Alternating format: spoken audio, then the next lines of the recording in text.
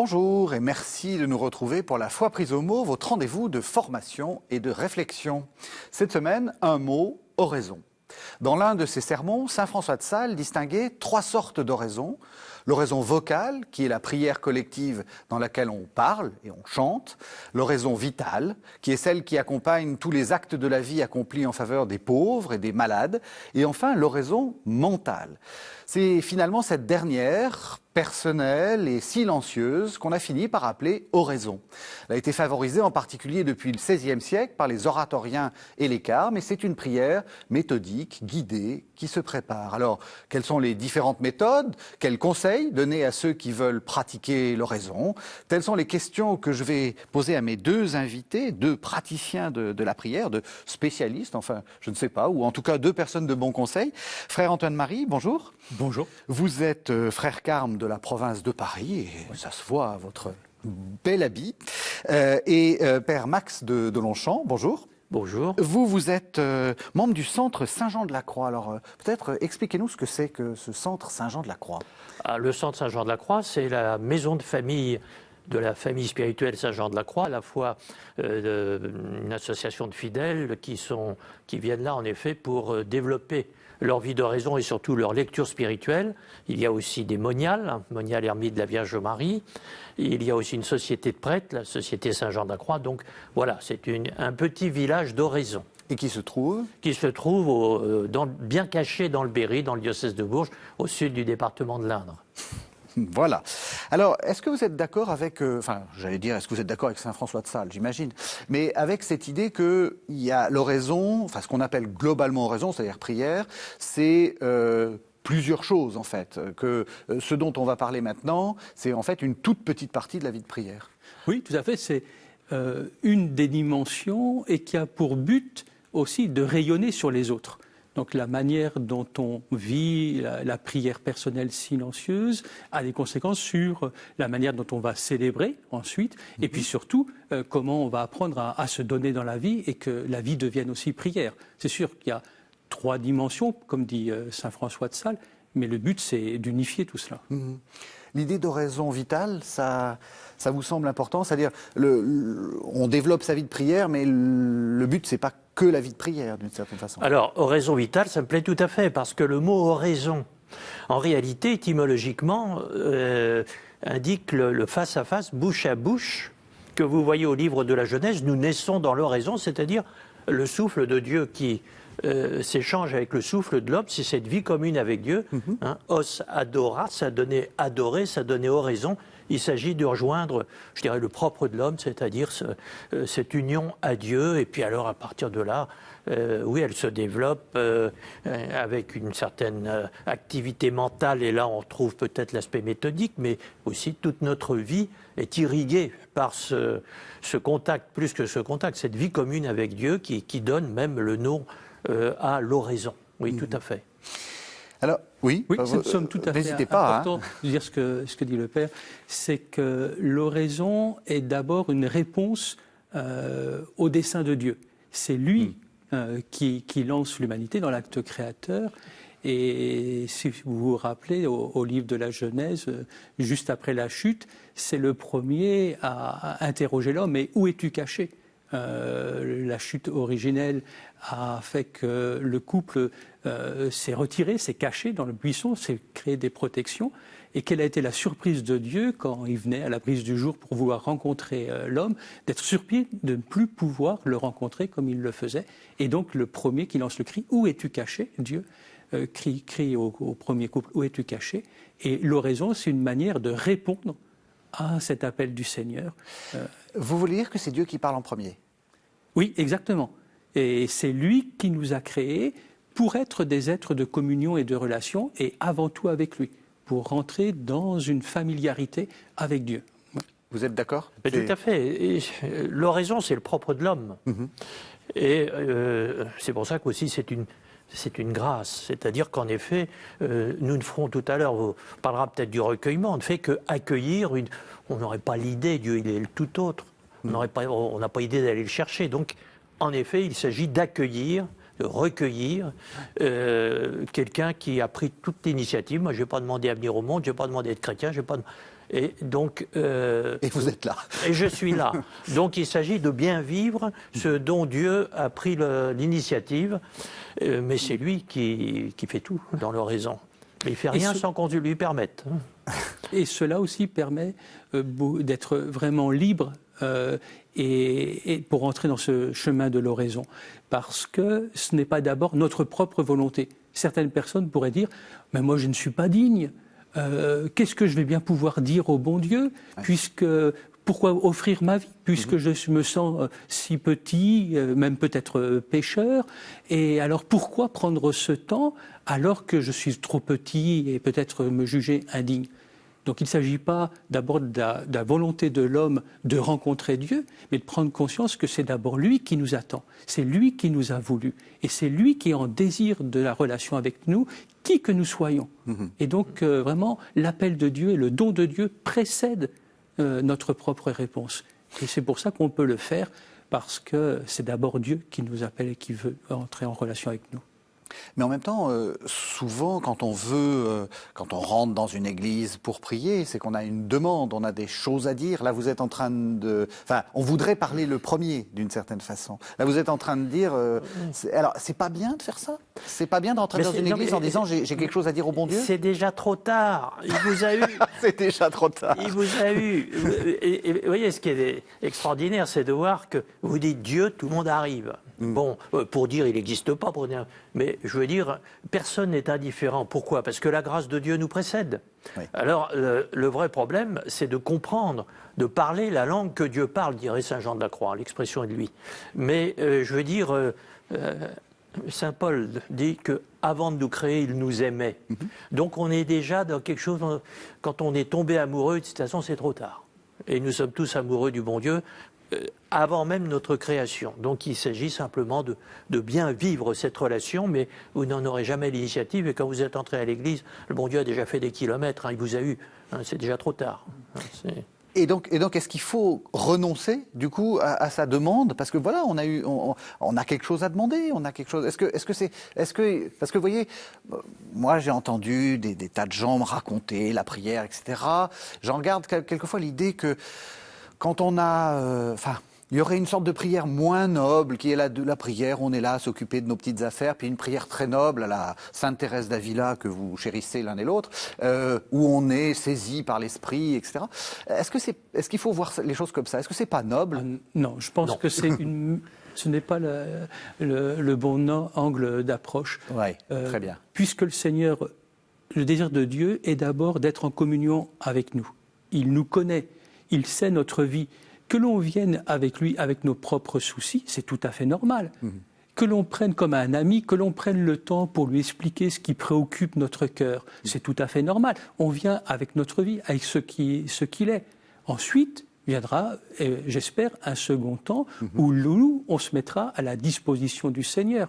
Si on est vraiment dans une relation d'amitié, d'amour réciproque, alors le Seigneur aime accueillir ce que nous sommes avec nos préoccupations, et puis nous, de notre côté, ensuite, on a le désir d'accueillir Dieu tel qu'il voudrait se donner à nous. Donc, il ne faut pas aborder les choses en opposition, mais si on l'aborde dans une dynamique d'une relation d'amitié, alors les choses se font de manière beaucoup plus naturelle. Vous êtes d'accord? On peut commencer par raconter ces petites histoires au bon Dieu. Mais je veux dire, avec lui, il n'y a jamais à se gêner. Ça, c'est très important. Ouais. Alors, un enfant au catéchisme, on peut même dire des gros mots. Je pense ici à un disciple de saint François de Sales qui disait que Dieu préfère les gros mots de ses amis aux flatteries de ses ennemis. Ah oui. Donc, vous gênez jamais avec lui. D'accord. Et je dirais... Le surnaturel, laissez-le au bon Dieu, soyez dans le naturel. Et ensuite, il saura se débrouiller. Thérèse d'Avila, dans ses conseils qu'elle donne au chemin de perfection, elle dit aussi clairement à ses sœurs, venez comme vous êtes, exprimez ce qui habite et préoccupe votre cœur. Soyez familiers. Il aime que l'on parle franchement, sans dire une autre pour en cacher pour dire une chose pour en cacher l'autre. Et donc la franchise, la simplicité du cœur. Parce qu'on est dans une relation d'amitié. Et ça, c'est quelque chose que l'on doit certainement réapprendre et que notre cœur se dispose à cela. Voilà, on est dans une relation d'amitié. Vous voyez, la première rupture d'oraison, le péché, puisque l'oraison c'est la vie commune avec Dieu, c'est la peur. Alors, tout le progrès dans la vie spirituelle, Jésus nous le dit, c'est moi, n'ayez pas peur. Alors, la première façon d'avoir peur, c'est de ne pas oser. Et Thérèse dit, ne pas oser sous prétexte qu'on est pécheur ou je sais pas quoi. Et dit, ça, c'est la ruse du démon la plus forte. Mais si vous n'êtes pas... Bien sûr qu'on n'est pas digne du bon Dieu, mais il s'en fiche. Enfin, je veux dire, c'est pas le problème. La seule chose qui l'ennuie, c'est quand ce que vous voyez, qu'a rappelé le Père tout à l'heure, quand Adam et Ève prennent la poudre d'escampette parce qu'ils ont peur du bon Dieu. Ah, mon Dieu, mais vous êtes passés. On est pécheurs, et alors ? Oui. La croix, c'est Jésus qui vous dit sur la croix, tu vois bien que ça n'empêche rien, le péché.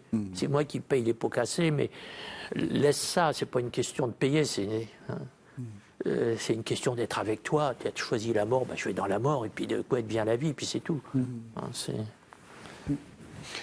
La seule chose auquel le souvenir de nos fautes, de nos limites, voire pour certaines fois notre indignité, la seule chose qui pourrait être utile, c'est qu'elle nous invite à une action de grâce.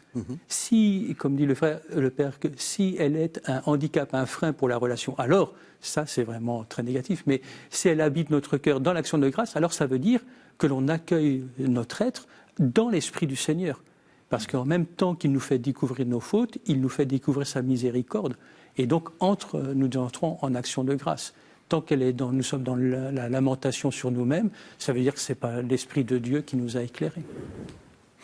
Alors, on va peut-être expliquer un peu ce que c'est, approcher l'oraison. Vous avez dit c'est la relation à Dieu. Alors, c'est assez théorique en fait.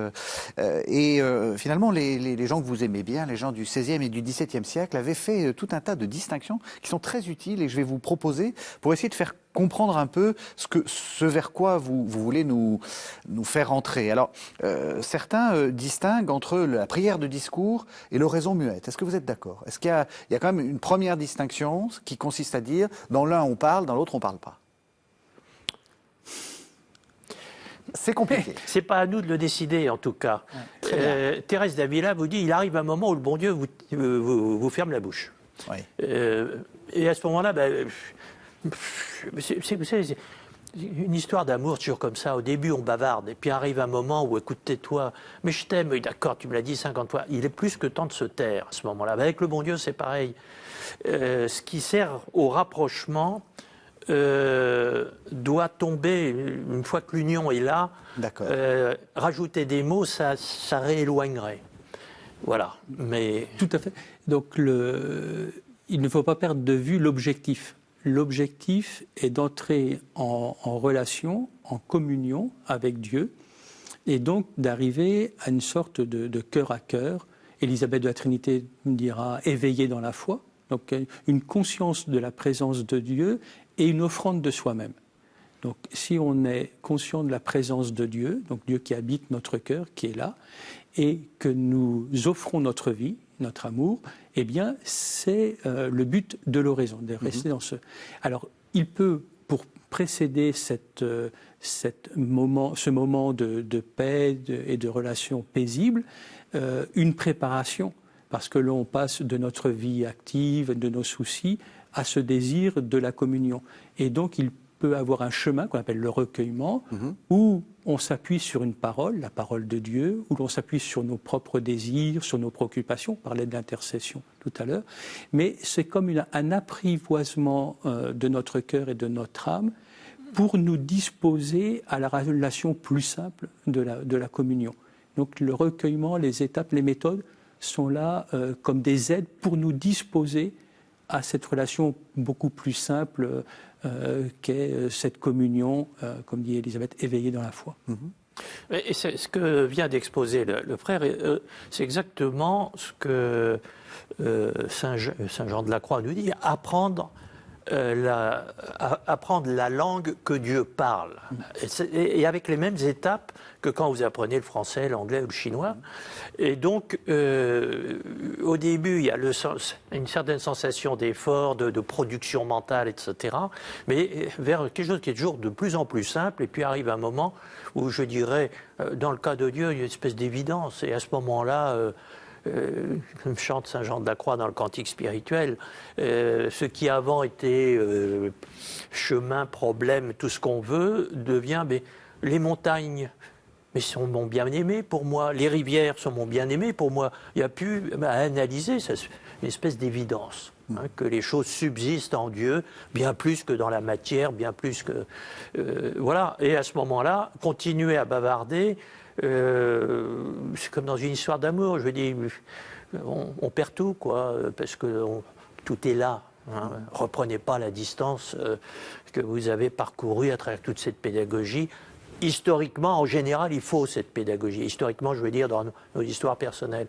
Mais il y a des gens qui ont toujours vécu dans l'évidence de Dieu, qui ne laisseront pas de traces, parce qu'ils n'en ont pas besoin. Hein, et on entend parfois des gens que vous, pas forcément que vous voyez à la messe le dimanche, mais qui vous disent des choses qui sont d'une évidence surnaturelle, impressionnante. Hein. Un enfant me dit, le bon Dieu, il est transparent. Etc. C'est tellement mieux que tout ce que les théologiens vous disent sur l'invisibilité de Dieu. Hein. Alors, on ne va pas lui demander d'écrire un traité, ni de réfléchir beaucoup, mais ça veut dire qu'encore une fois, ce qu'il y a de substantiel dans l'horizon, c'est Dieu, la lumière de Dieu qui tout d'un coup est éclairante. Dans cette question de la place de la parole, de la méditation, de nos demandes d'intercession, il me semble qu'il faut être conscient qu'il y a deux écueils à éviter. Le premier, ce serait d'avoir une prière qui soit trop vide, c'est-à-dire où on laisse simplement se laisse rêvasser, où on fait tourner tourner notre imagination, nos préoccupations, et l'on n'arrive pas à s'ouvrir à cette présence de Dieu. Alors dans ce cas-là, il est utile d'avoir des points de repère, des étapes de recueillement qui permettent d'orienter notre cœur et notre esprit vers cette rencontre. Mais il y a l'écueil opposé qui est celui d'occuper le temps de prière. Je me suis décidé à prendre une demi-heure d'oraison et alors je vais le remplir de mon propre discours, de mes lectures et finalement on remplit la prière de notre propre activité et on ne se dispose pas à accueillir la présence de Dieu. Et donc dans ce travail du recueillement, il faut avoir, alors c'est là que l'accompagnement spirituel est important, de relire ces temps d'oraison pour comprendre comment Dieu agit dans notre vie, mais il faut être conscient de ces deux écueils. Je dois faire une place à la parole de Dieu et à la mienne, pour orienter mon esprit vers l'accueil de la présence de Dieu, mais je ne dois pas être trop actif pour ne pas remplir moi-même de ce temps, de ma propre présence et de ma propre activité qui me fait manquer l'accueil de la présence de Dieu. Alors c'est très délicat et on ne peut pas dire qu'en général ça doit se passer comme ci ou comme ça. C'est chacun dans son temps de prière qu'il doit percevoir ce juste équilibre entre parole et silence. On parlera après des méthodes, mais ça permet effectivement de comprendre vers où on veut aller. Comme ça. Alors, autre chose importante, est-ce que c'est la question de l'émotion, Saint François de Sales, que vous aimez bien, l'oraison affective. Dans l'introduction à la vie des votes, il dit il faut qu'il y ait des émotions.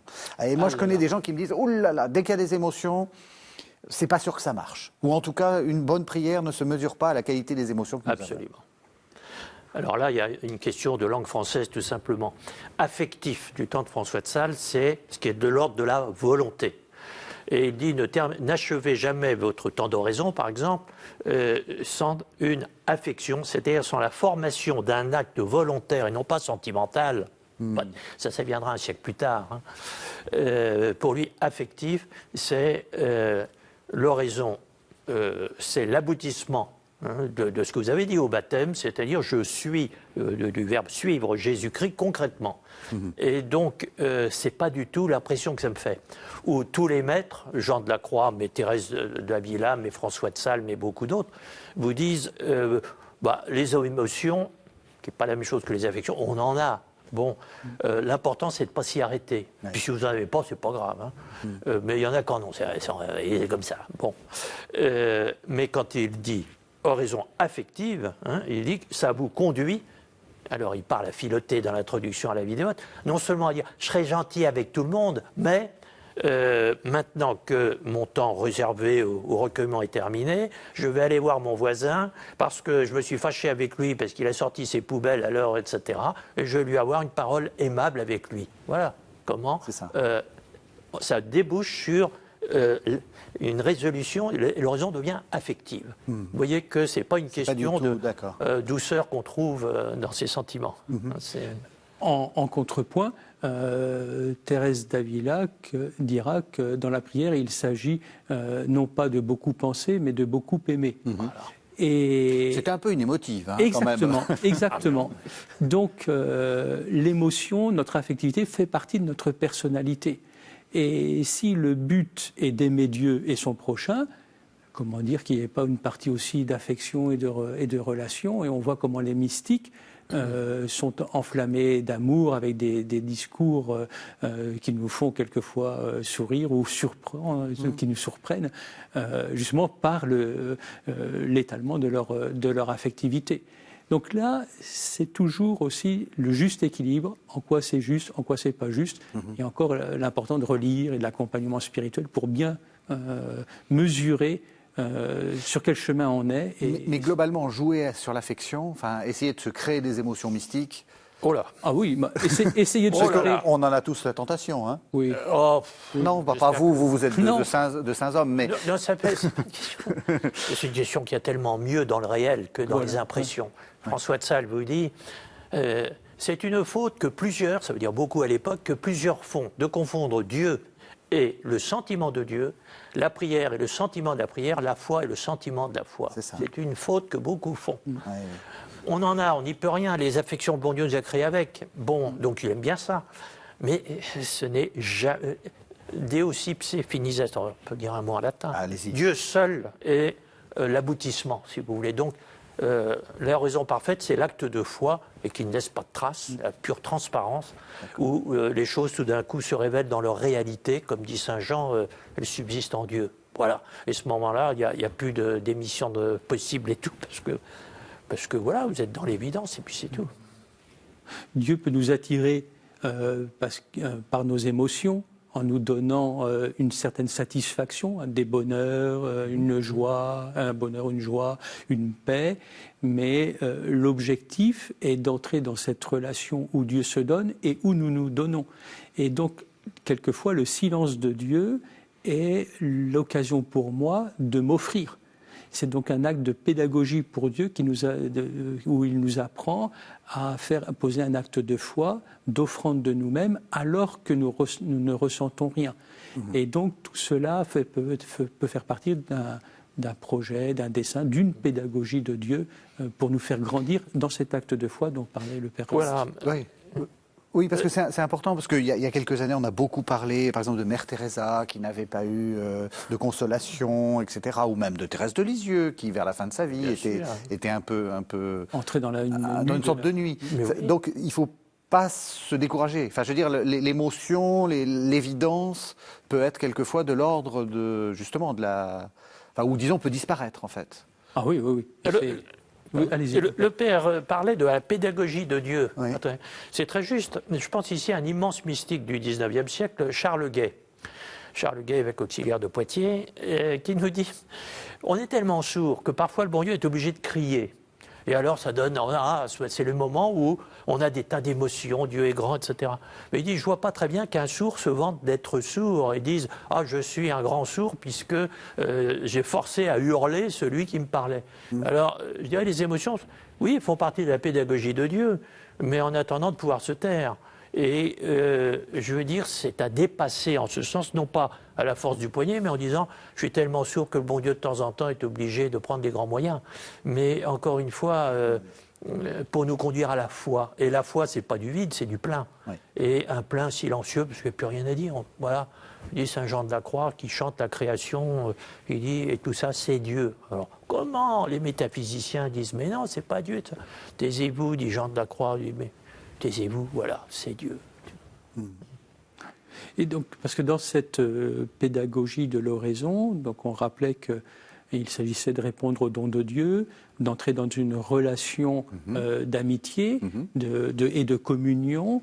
De façon à ce que nous devenons vraiment fils de Dieu et donc que nous entrions à la suite de Jésus sur ce chemin de la vocation filiale qui a pour but d'accueillir le don de Dieu et de s'offrir. Et donc, même sur le chemin de l'oraison, il va avoir cette pédagogie de Dieu où il va nous apprendre, si vraiment on veut rejoindre son dessein de Dieu, non seulement à nous réjouir du don qu'il nous fait, mais à répondre à son appel. Et donc entrer dans une vie d'offrande. Et cette vie d'offrande, eh bien, elle peut passer par différentes choses, notamment une forme de silence de Dieu, de nuit, mais c'est aussi la charité, ce qu'il nous demande d'accomplir dans notre vie, qui sont les signes extérieurs de notre conversion intérieure. Alors après, je continue, il y a la question de ce qu'on a appelé la passivité. Est-ce qu'il faut être actif? Est-ce qu'il faut se laisser faire? Est-ce qu'il faut attendre que ça vienne? Qu'est-ce que vous... Est-ce que c'est cette sorte de passivité qui est le but ultime du voyage, si j'ose dire, d'oraison? Vous dites est-ce qu'il faut?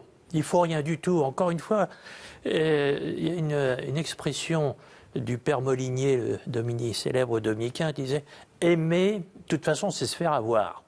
On s'en aperçoit, c'est trop tard, vous ne pouvez plus y échapper. Donc, il n'y a rien à... Vous ne pouvez pas fabriquer de l'oraison. Oui. Vous pouvez simplement vivre le moins mal possible une histoire d'amour qui vous est tombée dessus. On tombe amoureux, on ne le fait pas exprès. Bon. Et avec des moments où on sent qu'il faut parler, des moments où on ne peut plus parler, ils sont souvent les meilleurs moments. Et puis à partir de là, on fait ce qu'on peut. Vous voyez, on est à... voilà, il y a quelques jours, c'était la Chandeleur, et l'Évangile nous montrait Siméon recevant Jésus dans ses bras, à la présentation au temple. Et ça, c'est un texte que François de Sales commente justement en disant il n'y a pas d'autre façon de faire oraison que de tenir l'enfant Jésus dans ses bras.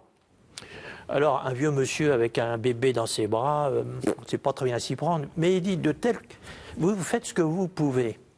Si vous l'avez sur votre cœur, de toute façon, c'est une bonne oraison. Si vous l'avez autrement qu'en le serrant sur votre cœur, ce ne sera jamais une bonne oraison. Voilà, à la fois la limite et un petit peu aussi le nécessaire apprentissage pour vivre cette relation. Mais on ne peut pas dire il faut faire ci, il faut faire ça.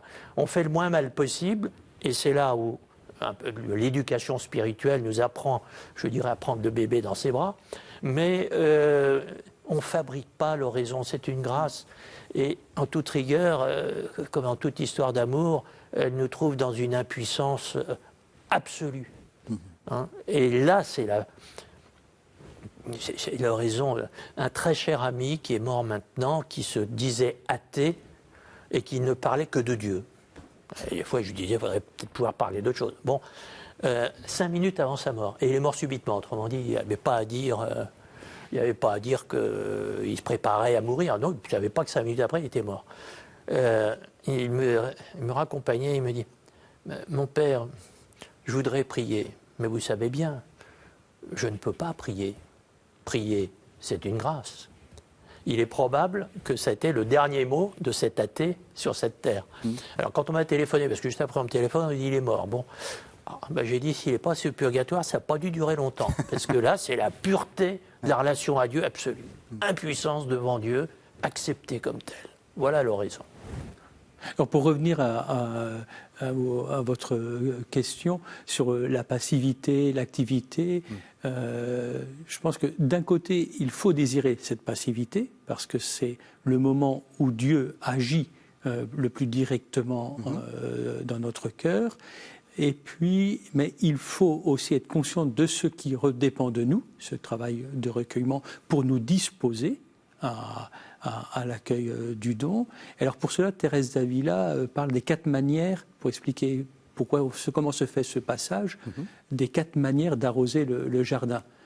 Elle commence par, on va chercher un arrosoir, et donc on va avec l'arrosoir arroser les plantes. Ensuite, on peut faire une petite machine comme à l'une Noria à l'époque, et là encore, il faut faire un effort pour faire tourner la machine. Après, on peut faire un système d'irrigation, c'est encore plus facile. On soulève la trappe et ça irrigue le jardin. Et puis enfin, elle dit la meilleure des manières d'arroser le jardin, c'est que ça nous tombe du ciel, c'est la pluie. Donc cette réflexion que, oui, attendre que ça nous tombe du ciel, oui, c'est bien ça que l'on attend, que ça nous tombe du ciel, c'est-à-dire non pas parce qu'on ne veut rien faire ou voilà, qu'on voudrait ne pas participer à cette collaboration avec l'œuvre de Dieu, mais parce qu'on désire que Dieu agisse lui directement en notre cœur, parce que c'est lui qui peut transformer notre cœur de façon à nous rendre meilleurs. C'est lui qui nous inspire les choses justes, bonnes et vraies à faire et nous permettre de l'accomplir. Et donc l'oraison va être ce temps où on se rend disponible pour que l'Esprit Saint vienne travailler notre cœur et notre esprit pour nous faire entrer ensuite dans ce chemin de conversion et de réalisation dans notre vie concrète de cette communion filiale à laquelle il nous appelle. Une dernière question, et après on passe un peu aux méthodes. Enfin, on a bien vu que il fallait pas non plus s'y attacher trop, mais quand même, ça donne des idées. Cette question de l'union à Dieu. Vous l'avez dit, il y a des mystiques qui n'arrêtent pas de parler d'union à Dieu. Quelquefois, il y a un petit côté, ça fait un peu bizarre. Ça fait sourire aux meilleurs pour les meilleurs d'entre nous. Les pires se disent, il y a peut-être des choses à régler encore. Qu'est-ce qu'il faut en penser de cette union à Dieu? C'est quoi l'union à Dieu? C'est ce pourquoi Jésus a prié pour vous, chapitre 17 de Saint Jean. Père, qu'ils soient un. Alors, quand on voit eux en moi, moi en eux, comme je suis en toi, toi en moi, qu'ils soient, si vous voulez, c'est habiter l'autre. C'est la continuité de la Bible, de la première à la dernière page, et qui vous fait dire le dimanche, je crois en un Dieu d'union. Un seul Dieu, pas numériquement, mais un Dieu uni. Vous dites certains mystiques en parlent, ils ne parlent que de cela. Oui. Et Jean de la Croix vous dit, au début de son traité sur la direction spirituelle dans Vive Flamme, sache, dit-il au directeur, que toutes les grâces que Dieu donne n'ont qu'un but, que l'union. Toi en moi, moi en toi, ce dont rêvent tous les amoureux. Voilà, voilà l'union. Et tout ce qu'on peut dire de l'oraison, c'est comment peu à peu on accepte ce qui fait que Jésus, il le dit au moment où commence sa passion, il dit c'est pour ça. C'est pour que péché, pas péché, etc., peu importe, etc., que nous soyons toi en moi, moi en toi. Voilà, c'est tout. C'est une affaire d'amoureux. Et là encore, il me semble important de se rappeler que le don de Dieu précède notre propre réponse. Parce que ce don de l'union nous est déjà donné à tous, à la fois dans l'acte créateur. Dieu nous a créés à son image, à sa ressemblance. Il a laissé des traces de sa présence dans toute la création, et puis encore plus dans notre baptême, confirmation, renouvelé dans l'Eucharistie, le sacrement de réconciliation, où cette présence divine nous est déjà donnée au plus intime de notre cœur. Donc l'union à Dieu, d'une certaine manière, nous l'avons déjà. Au plus intime de notre cœur, il y a cette présence divine. Ce que les mystiques appellent l'union à Dieu, c'est le développement dans l'ensemble de notre vie et de notre être de cette présence divine qui déjà nous habite et qui petit à petit prend possession de notre cœur, de notre affectivité, de notre volonté. Et donc c'est une croissance à partir d'une présence qui est déjà à l'intime de notre cœur. Et donc faire oraison, le mieux c'est déjà de se tourner vers cette présence de Dieu au plus intime de nous-mêmes, l'accueillir et lui permettre de prendre possession de toute notre existence. Mais on voit bien la continuité, c'est-à-dire qu'on retourne à notre oraison vitale. Finalement, oui, après, on peut aller voir les pauvres, comme dit François de Sales, s'occuper des malades, parce que voilà, tout est uni, quoi. Parce que le malade devient Jésus à ce moment-là. Ouais. C'est plus un malade, c'est Jésus. Et ma démarche devient un acte d'amour aussi envers le Seigneur. Parce qu'on reconnaît l'autre comme étant mon frère, et donc on reconnaît le dessein de Dieu. Si le Seigneur, il n'est pas simplement mon Seigneur et mon Dieu à moi, il est celui de chaque homme et de chaque personne qu'il a voulu et créé. Et donc, le plaisir pour le Créateur, c'est de voir qu'on le remercie et qu'on le félicite pour sa création. Et donc, d'accueillir le frère comme un frère, c'est dire à Dieu, je reconnais ton dessein sur l'humanité, je te reconnais ton appel à construire cette humanité dans la fraternité. Alors on arrive vers la fin de l'émission, il nous reste quand même un peu de temps pour donner quelques conseils à nos téléspectateurs. Peut-être, enfin, j'ai lu vos livres, j'ai lu un peu. La chose qu'on dit, c'est souvent il faut préparer son temps d'oraison et se dire je le fais à ce moment-là et si possible avec une durée. Est-ce que vous êtes d'accord? Est-ce que c'est un temps qu'on prémédite d'une certaine façon à l'avance? Alors Thérèse d'Avila vous dit que et tous les maîtres aussi, que la persévérance, et donc la persévérance, ça s'organise, est essentielle. Donc, quelque chose dans l'agenda, si on peut dire. Ça ne veut pas dire, encore une fois, que l'oraison dépend de nous, mais que la fidélité, c'est d'abord dire « je serai au rendez-vous que le bon Dieu me donne ». C'est ça. Et là, de ce point de vue, en effet, et pédagogiquement, je dirais, c'est par là qu'il faut commencer.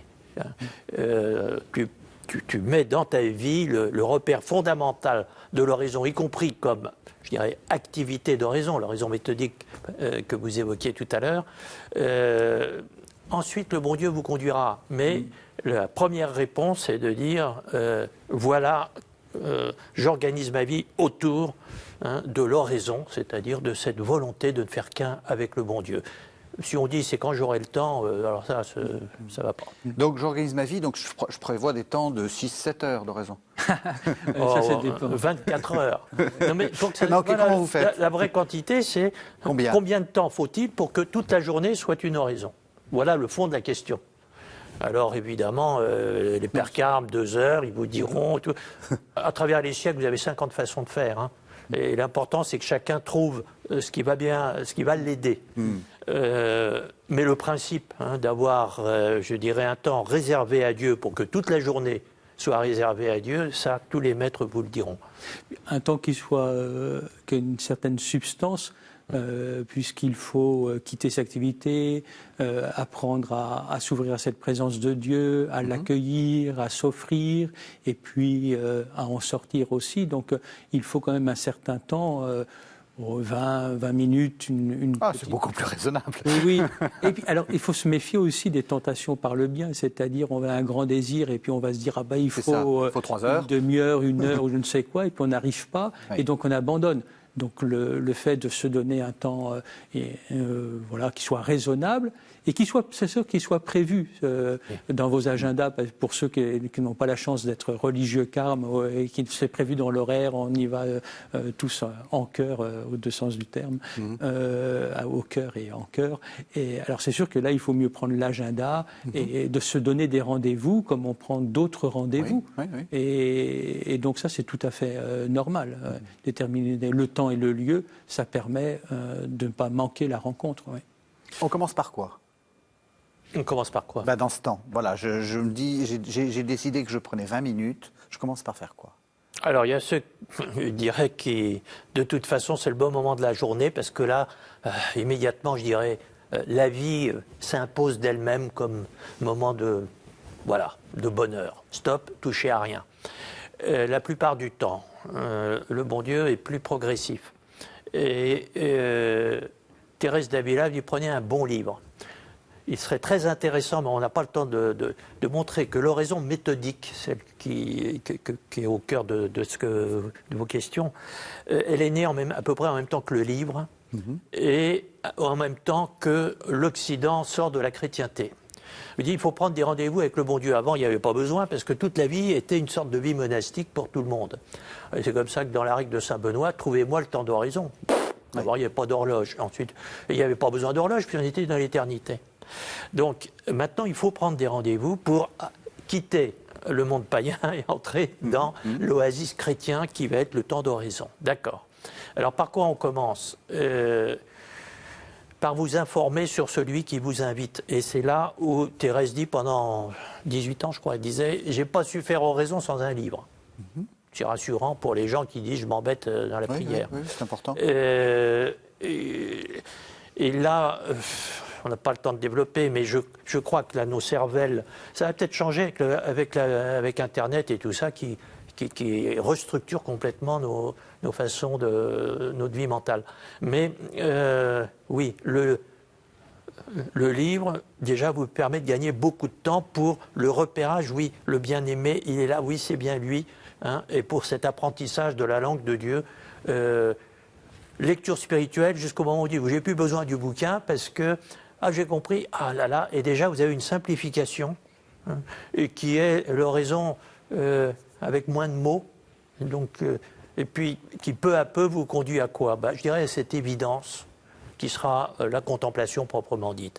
Mais ça dépend pas de vous, hein, mais au fur et à mesure que le bon Dieu fait ça, ne croyez pas bien faire en disant je vais fabriquer de l'horizon comme le menuisier scie ses planches. Oui, c'est ça.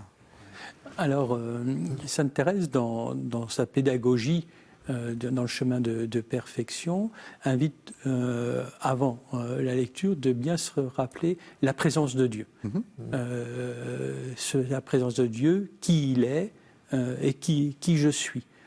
Qui il est, son dessein d'amour sur moi, et qui je suis dans à la fois le positif et le négatif. Peut-être ce qui préoccupe mon cœur, mes limites, mais aussi le positif en tant qu'appelé à devenir fils de Dieu, de baptiser ce dessein d'amour de Dieu sur moi.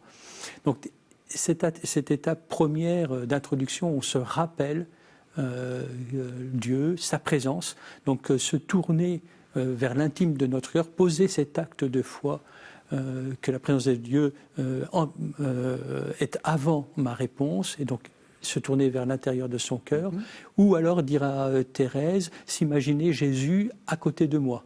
Et alors on peut comme ça entrer dans une relation, parce qu'on s'est rappelé le partenaire avec qui je dois entrer en relation. Si je veux un dialogue, si je veux une relation, eh bien je dois rentrer en communication et avec celui avec qui je veux dialoguer. Donc se rappeler cette présence de Dieu au plus intime de notre cœur, ou alors la présence de Jésus à mes côtés comme l'ami le plus fidèle. Et après le livre, après un petit passage. Et après le dialogue, et donc le livre est là pour stimuler notre esprit à comprendre et à accueillir le don de Dieu.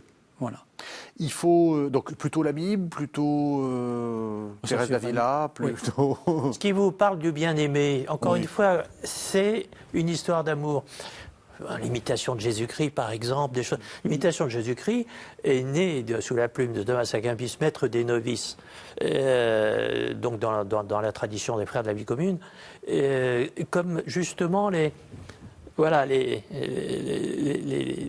résumés, les regards d'amour sur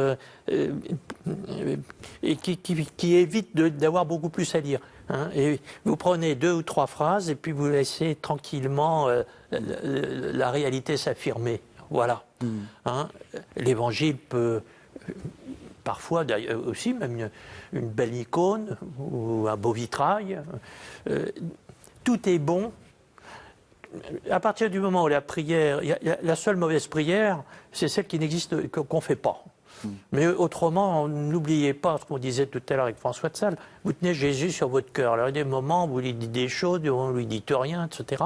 Alors c'est vrai que le livre, c'est vrai que le vitrail vous aide à, je dirais, à bien, non pas focaliser, là on est dans la concentration mentale, mais je dirais à bien vous rendre compte de cette présence de Dieu qui en effet est la base même de cette ensuite de la vie d'oraison. La présence de Dieu, en effet, c'est d'abord ça. Les méthodes de recueillement, méditation biblique, prière du cœur à l'école des Hésicastes. Donc répéter une Jésus, parole. Fils de Dieu Sauveur, Voilà. prends pitié de moi. Le chapelet, c'est Le chapelet Ouais. peut entrer aussi dans cette catégorie, a pour but d'orienter notre cœur et notre esprit vers cette présence de Dieu. Je l'accueille et je m'offre. Si je suis dans un état de prière, de recueillement, où j'ai vraiment conscience de cette présence de Dieu, que j'accueille dans un acte d'amour et que je m'offre, c'est suffisant. C'est ça la prière et les premières étapes de la vie contemplative qui sont données à tout chrétien. Il n'y a rien d'extraordinaire dans ce qu'on appelle, c'est une sorte de quiétude, de paix. Et bien ça, c'est quelque chose qui est que chacun peut goûter un moment ou un autre de sa vie. C'est le cœur de la prière. J'accueille et je m'offre. Si je ne suis pas dans cet état, cette disposition d'accueillir et d'offrande, alors je dois orienter mon esprit, et c'est là que les méthodes de recueillement nous aident, pour que ce ne soit pas une prière vide. Oui. Mais elles ne doivent pas devenir non plus une occupation où je travaille, je remplis parce que j'ai peur du vide. C'est ça. Et c'est là l'un des défis de l'oraison dans la vie pour persévérer, c'est que c'est toujours aussi un temps qui est perçu plus ou moins rapidement et plus ou moins difficilement comme du temps qu'on perd, comme du temps où on a l'impression de ne rien faire alors qu'il y aurait tant de choses plus utiles.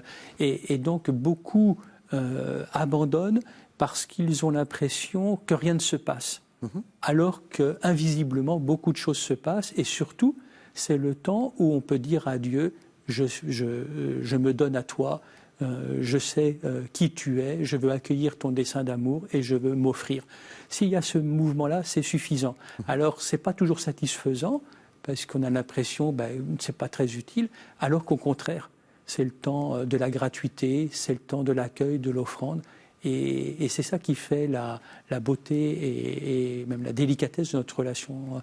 Donc il faut s'accrocher, c'est ça. Il faut se dire, oui. C'est pas parce que j'ai cette impression de perdre son temps, et de ne ça pas doit savoir passer comme le reste, quoi. Et de ne pas savoir prier. Ça, je veux dire, même pour ceux qui font oraison depuis des dizaines d'années, on ne sait jamais prier parce que c'est pas.